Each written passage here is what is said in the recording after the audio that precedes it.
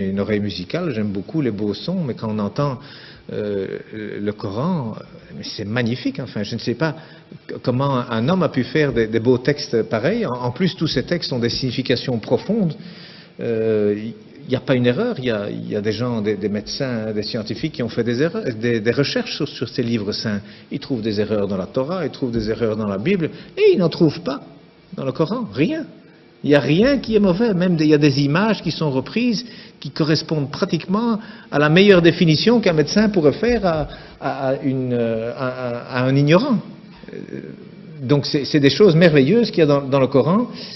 Et en plus, moi j'ai découvert récemment la formule de la beauté, comme on dit, c'est-à-dire qu'aujourd'hui la beauté c'est quelque chose qu'on calcule mathématiquement, hein, donc il y a des formules pour savoir jusqu'où il faut mettre du rouge à lèvres, jusqu'où est-ce qu'il faut épiler les sourcils. Il y a un coin à respecter qui va du coin de la bouche, le long du nez, jusqu'au coin de l'œil et le début du sourcil. Donc ce qu'il y a là, il faut l'enlever, et puis il faut aller du coin de la bouche à l'autre coin de l'œil, jusqu'à l'autre fin de sourcil. Cet angle, il doit être exactement l'angle qui correspond à un rectangle où il y a cette proportion, la beauté mesurée, comme on appelle, que d'ailleurs Fibonacci a découvert lorsque les chiffres romains ont été éliminés et remplacés par les chiffres arabes. Alors, ils viennent d'Inde en réalité, hein, avec le sifr, le zéro, hein, en arabe ça s'appelle le sifr, donc c'est devenu les chiffres plutôt que les nombres.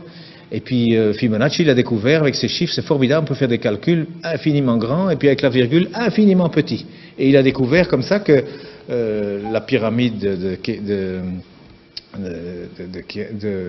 Khéops, le Parthénon, enfin tous ces beaux bâtiments, même en Italie, il a découvert qu'il y a toujours la bonne proportion. Même les peintures, il a découvert que toujours c'est au même endroit que doit se trouver le centre du tableau. C'est pas au centre, hein, non, c'est quelque part 1 sur 1,618. Donc il y a des proportions. Eh bien aujourd'hui on retrouve, la Mecque se retrouve sur la terre aujourd'hui. Hein, lorsque vous avez 1 et 1,618, eh bien cette ligne, elle passe à travers la Mecque, à travers la Kaaba au mètre près. Et la distance entre la Kaaba et le pôle Nord fait 1, et entre la Kaaba et le pôle Sud fait 1,618. Ça veut dire qu'Abraham, il a abandonné sa femme, enfin sa servante Hajar, avec son fils Ismaël. Elle a dit pourquoi ici? Dieu m'a dit ici. Donc il semble qu'aujourd'hui, c'est par rapport en tout cas, et c'est même lié au village de Greenwich, qui a servi à dessiner la carte de cette terre, hein, parce que le milieu c'est Greenwich.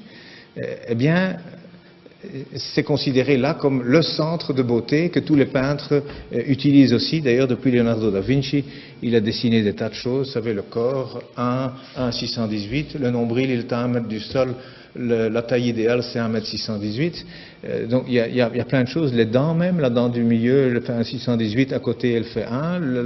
La bouche, elle fait 1,618, le nez, il doit faire 1.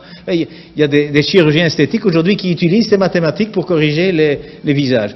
Eh bien, il y a un verset qui contient la Mecque dans le Coran. Hein, eh bien, le verset, il fait 47 lettres, divisé par 1,618, ça fait 29.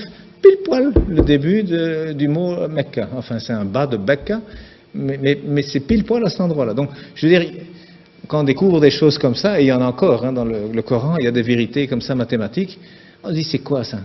C'est pas un homme, il n'avait pas d'ordinateur, hein, le prophète, il n'en avait pas, c'est sûr, c'est certain, ça c'est vraiment une vérité, on n'a jamais rien retrouvé d'informatique à l'époque, c'est sûr. Et ça a déjà été testé, à mon avis, 1 million de fois, ça fait partie de la science exacte. Mais cet homme, d'où est-ce qu'il a cherché ce texte? Il y a plein de choses comme ça. Alors le premier message d'ailleurs, il faisait 19 mots. Le premier message de 19 mots, Bismillahirrahmanirrahim, fait 19 lettres. Il y a 6 fois 19 sourates, il y a 142 fois 19 le mot Dieu dans le Coran, il y a 3 fois 19 fois le miséricordieux dans le Coran. Ce chiffre 19 dans le Coran, c'est aussi quelque chose d'incroyable. Mais donc le premier message, c'était, voilà, informez-vous. Au lieu d'interpréter, d'abord le savoir. D'abord savoir de quoi on parle. Et le dernier message du prophète, dont on dit qu'il est mauvais pour les femmes, eh bien, il a dit, soignez vos femmes, et pour la prière, ne l'abandonnez pas. Alors, moi je dis, une religion où le premier message et le dernier message sont ainsi, je ne vois pas très bien ce qu'on doit craindre. Donc,